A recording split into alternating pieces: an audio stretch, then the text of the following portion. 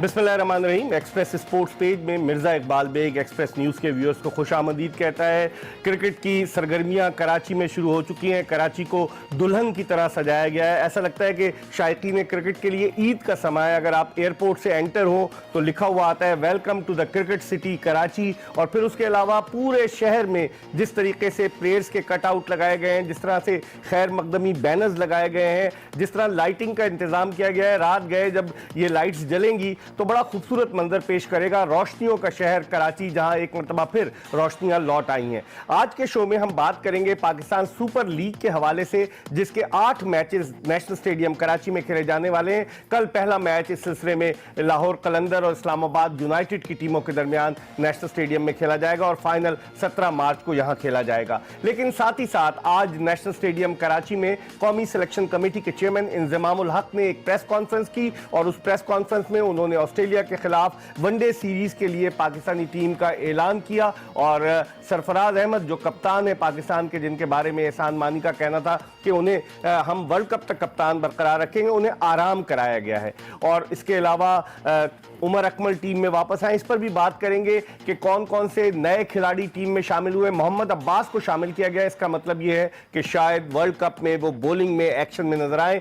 फहीम अशरफ, शादाब खान, हसन अली और इन सबको रेस्ट कराया गया है। इस पर हम बात करेंगे और गुफ्तगू के लिए हमारे साथ स्टूडियो में मौजूद हैं पाकिस्तान के फॉर्मर टेस्ट बैट्समैन जो 2 वर्ल्ड कप खेले, 1983, 1987 का, और 10 बरस तक इंटरनेशनल क्रिकेट में इन्होंने पाकिस्तान की नुमाइंदगी की। 19 test matches, 41 one day international matches और 240 फर्स्ट क्लास मैचेस खेले। मंसूर अख्तर हमारे साथ स्टूडियो में मौजूद हैं, अमेरिका से आए हुए हैं, तो हमने मौका गनीमत जाना कि मंसूर अख्तर से बात करें। और मंसूर अख्तर का एक आलमी रिकॉर्ड भी है, 561 रन की जो ओपनिंग पार्टनरशिप थी मंसूर अख्तर और वहीद मिर्जा के दरमियान नेशनल स्टेडियम कराची में, वो अब तक आलमी रिकॉर्ड है। 1976 में कराची वर्सेस जी हाँ, यकीनन अहलिया कराची ने अपने दरवाजे वाह कर दिए हैं बैनुल अक़वामी क्रिकेटर्स के लिए और एक बहुत बड़ा इवेंट जो मुनक्किद होने जा रहा है। और यकीनन 17 मार्च तक कराची जो है वो क्रिकेट के बुखार में मुब्तला रहेगा।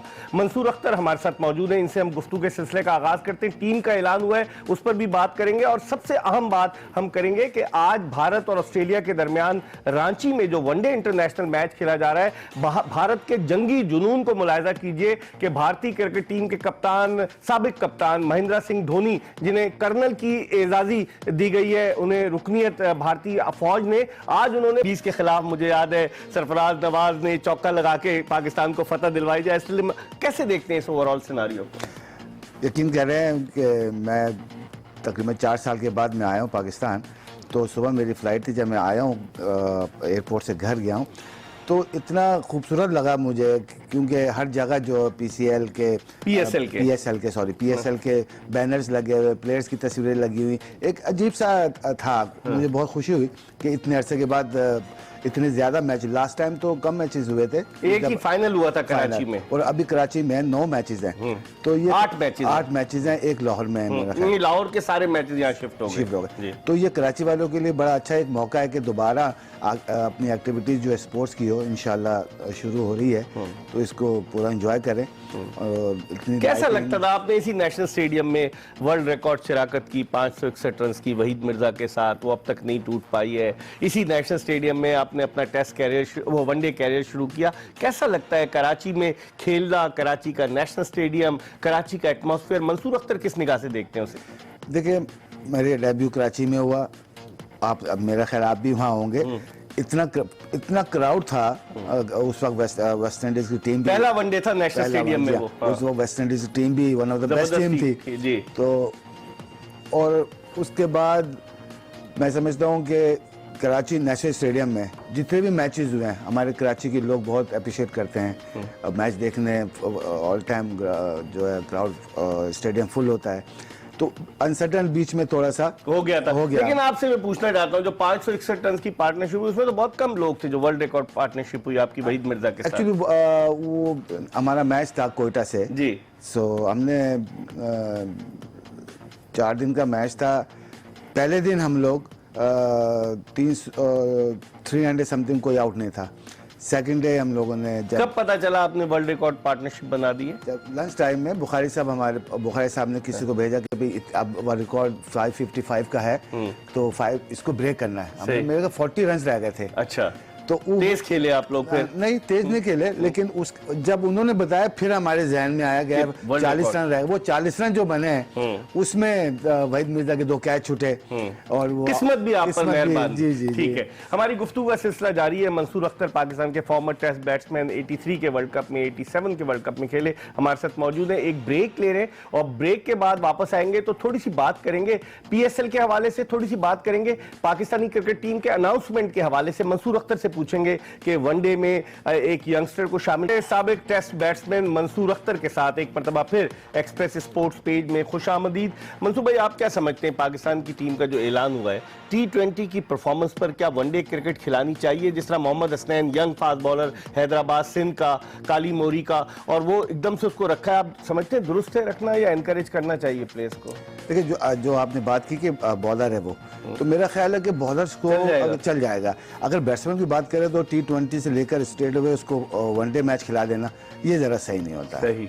मंसूर अख्तर तो हमारे साथ मौजूद हैं और टेलीफोन लाइन पर हमें ज्वाइन कर रहे हैं। पाकिस्तान के मारूफ स्पोर्ट्स तज्जियाकार सहाफ़ी, अभी तक मिलाया नहीं, उनसे हम मंसूर साहब से बात कर लेते हैं। मंसूर साहब, ये बताइए कि अगर इस टीम को हम देखें, 16 रुकनी टीम को, इसमें साद अली, आबिद अली एक लड़का है जिसने बड़े रन स्कोर किए डोमेस्टिक में, उसको रखा है। खुर्रम मंजूर का क्या कसूर था? वो बेस्ट बैट्समैन था T20 का। आज प्रेस कॉन्फ्रेंस में सवाल भी हुआ, T20, वनडे और टेस्ट फर्स्ट क्लास तीनों का वो बेस्ट बैट्समैन था, उसे टीम में सेलेक्ट नहीं किया गया। आप समझते हैं फवाद आलम को टेस्ट में नहीं लेते? आप समझते हैं कि डोमेस्टिक फिर फायदा क्या है डोमेस्टिक परफॉर्मेंस का? बिल्कुल, मैं तो एग्री नहीं करूंगा, क्योंकि डोमेस्टिक आपकी एक ऐसी चीज़ है कि आप परफॉर्म करते हो, उसके बाद आप पाकिस्तान खेलते हो।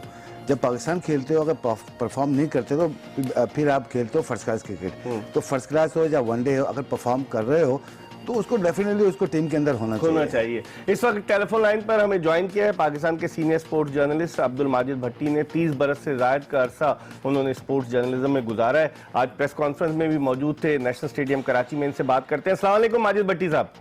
जी वालेकुम सलाम। माजिद भट्टी साहब, मेरे साथ मंसूर अख्तर मौजूद हैं और चूंकि टीम का ऐलान हुआ है तो इस हवाले से मैं आपकी राय जानना चाहूंगा। आप क्या समझते हैं, आपकी राय में ये पाकिस्तान की 16 रुकनी टीम दुरुस्त है? और जिन खिलाड़ियों को रेस्ट कराया गया है, हसन अली, उसके अलावा शादाब खान, इवन बाबर आजम को भी रेस्ट करा दिया गया है, सरफराज अहमद को भी रेस्ट कराया गया है, आपकी क्या ओपिनियन है इस हवाले से? देखिए, अगर इस 16 रुकनी टीम को हम दुरुस्त साबित समझ ले तो इंजमामुल हक ने इससे पहले जो पिछले 2.5-3 साल में फैसले किए उनमें काफी तजाद नजर आ रहा है। माजी में जब उमर अकमल को वो ड्रॉप करते रहे तो उनका को point of view Umar Akmal के हवाले से मुख्तलिफ था। अब अचानक उन्होंने उमर अकमल के बारे में अपनी जो पॉइंट ऑफ व्यू था वो बिल्कुल तब्दील कर दिया। मोहम्मद हसनैन 150 की स्पीड अगर क्राइटेरिया है तो पाकिस्तान में 150 की स्पीड वाले बहुत सारे बॉलर मिल जाएंगे, लेकिन 2 फर्स्ट क्लास मैचों की परफॉर्मेंस पर हसनैन भी टीम में आ गए। साद अली फर्स्ट क्लास क्रिकेट के अच्छे बैट्समैन है, उनको वनडे टीम में शामिल कर लिया गया। इस तरह आबिद अली मुसलसल परफॉर्म करते रहे। उस वक्त सिलेक्टर कहते रहे इनकी फील्डिंग अच्छी नहीं, अब अचानक आबिद अली को भी टीम में डाल दिया गया। मोहम्मद अब्बास की भी सिलेक्शन समझ में नहीं आ रही कि एक तरफ बहुत अच्छे से आप मोहम्मद अब्बास को लिमिटेड ओवर क्रिकेट में इग्नोर कर रहे थे, अब अचानक मोहम्मद अब्बास भी टीम में सिलेक्ट हो गए। और इस वक्त जबकि वर्ल्ड कप बिल्कुल सर पर आ गया है, कप्तान को आराम देना मेरे ख्याल में ये बहुत एक चौंका देने वाला फैसला है।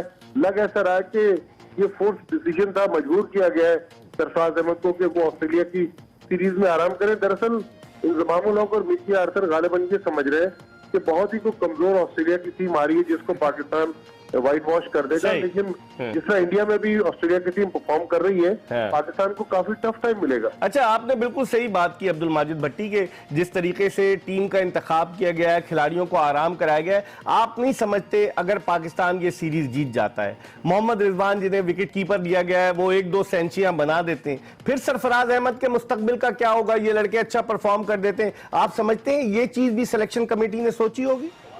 देखिए, मोहम्मद रिजवान को सिलेक्ट करते हुए तो इंसाफ के तकाजे पूरे नहीं किए गए। अभी साउथ अफ्रीका में उन्होंने वनडे मैचेस खेले जब सरफराज पे पाबंदी लगी, फिर T20 की पूरी सीरीज के लिए उन्होंने कोई परफॉर्मेंस नहीं दी। और अभी पाकिस्तान सुपर लीग में जितने मैचेस मोहम्मद रिजवान ने खेले, उन्होंने बैटिंग में भी कुछ नहीं किया, बल्कि एक मैच में तो उन्होंने क्रूशियल कैच ड्रॉप किया और जिसके बाद उनकी टीम वो मैच हार गई। तो एक तरफ तो आप पीएसएल की परफॉर्मेंस पर लोगों को टीम में शामिल कर रहे हैं, दूसरी तरफ वो लड़के जिन्होंने पीएसएल में परफॉर्म नहीं किया वो टीम में शामिल हो रहे हैं। लेकिन अगर आपने लेना ही है तो मोहम्मद हसन कराची का विकेट कीपर है, वो 2 साल पहले पाकिस्तान उन्हें सेंट्रल कॉन्ट्रैक्ट भी दिया था। खुर्रम मंजूर बेहतरीन बैट्समैन था वनडे का, उसको नजरअंदाज कर दिया गया, ये आप समझते हैं दुरुस्त ही बात है?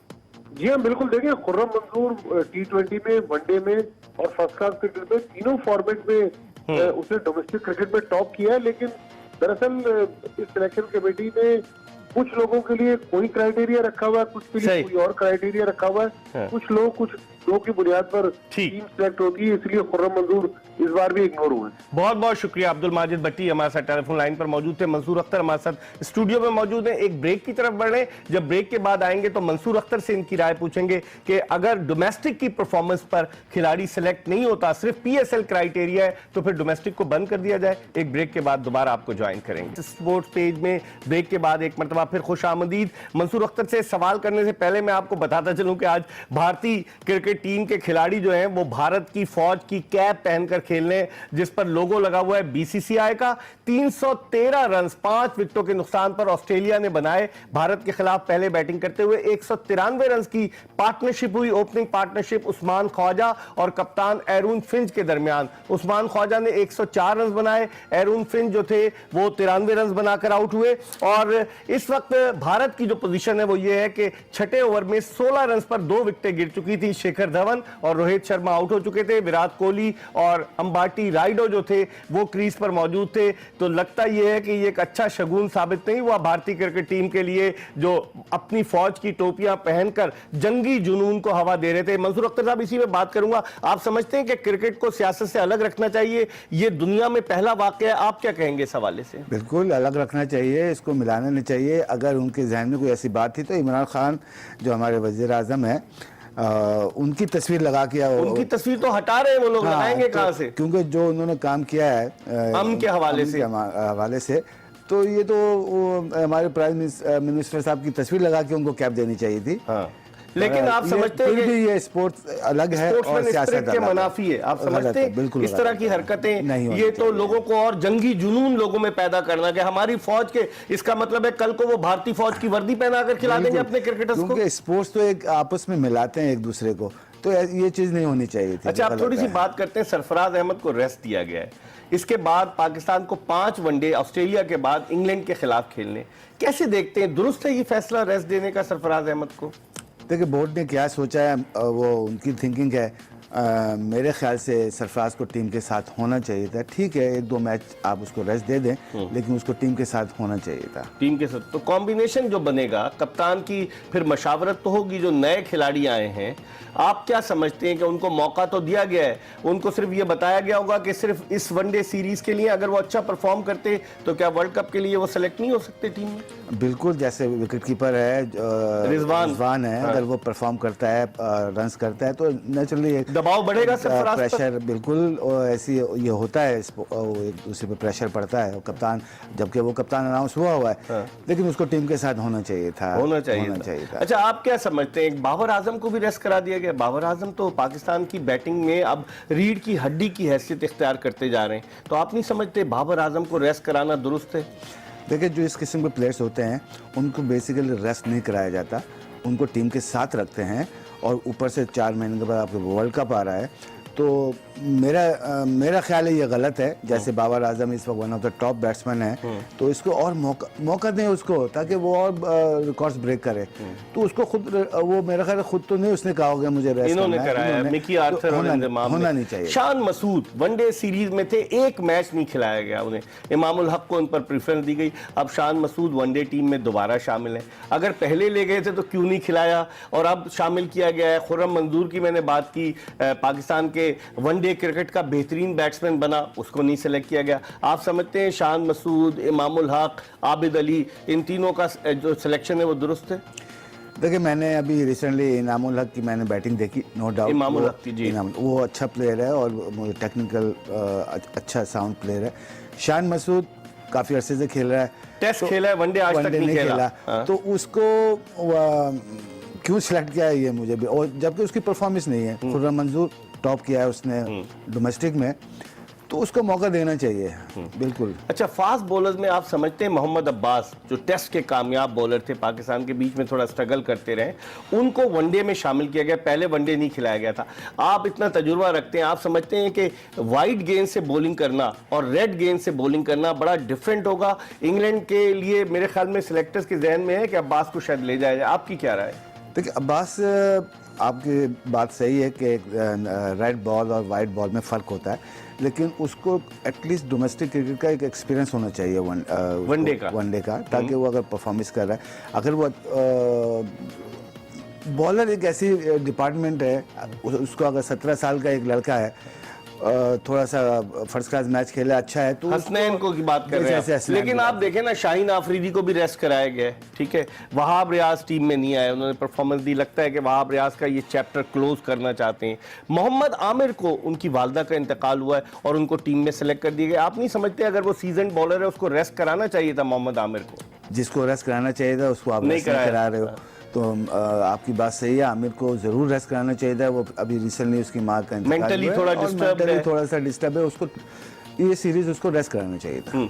लेकिन और स्पिनर्स पे यासिर शाह टीम में शामिल है, आप समझते हैं कि इंग्लिश कंडीशंस में जब पाकिस्तान वर्ल्ड कप जाएगा, क्योंकि सिलेक्टर्स के जहन में होगा शादाब खान तो वापस आएंगे, अभी टीम में नहीं है, उन्हें भी रेस्ट कराया गया, यासिर शाह और शादाब खान दो लेग स्पिनर के साथ इंग्लैंड में वर्ल्ड कप के लिए जाना चाहिए? आप तो 83 का वर्ल्ड कप इंग्लैंड में खेले, आपकी क्या राय है? देखिए right arm leg spinner no doubt कि वो थोड़ा एक्सपेंसिव होता है। लेफ्ट आर्म स्पिनर कोई हो, आप देखें, या ऑफ स्पिनर हो, तो दोनों में से दोनों नहीं जाने चाहिए, एक यासिर शाह को जाना चाहिए क्योंकि एक्सपीरियंस है। तो शादाब खान बैटिंग भी कर लेता है मंसूर भाई, उसने परफॉर्म किया है। अगर परफॉर्म किया जाए एज उसको ऑलराउंडर अगर उसको कंसीडर करेंगे, ठीक है, तो फिर शादाब को लेके जाना। ठीक है, मंसूर अख्तर से हमारी गुफ्तगू का सिलसिला जारी है। वक्त हो गया प्रोग्राम में एक और छोटे से ब्रेक का। ब्रेक के बाद वापस आएंगे, आपको ताज़ा तरीन सूरत हाल मजीद बताएंगे कि आज भारतीय टीम जो है भारतीय फौज की कैप पहनकर खेल रही है और बड़ा बुरा हो रहा है उनके साथ। 313 रन ऑस्ट्रेलिया ने बना दिए हैं, 16 पे 2 विकेटें गिर गई थी। इसकी भी ताज़ा तरीन सूरत हाल आपको बताएंगे और थोड़ी सी PSL के हवाले से भी बात करेंगे, कहीं जाएगा नहीं। Stay tune to Express news.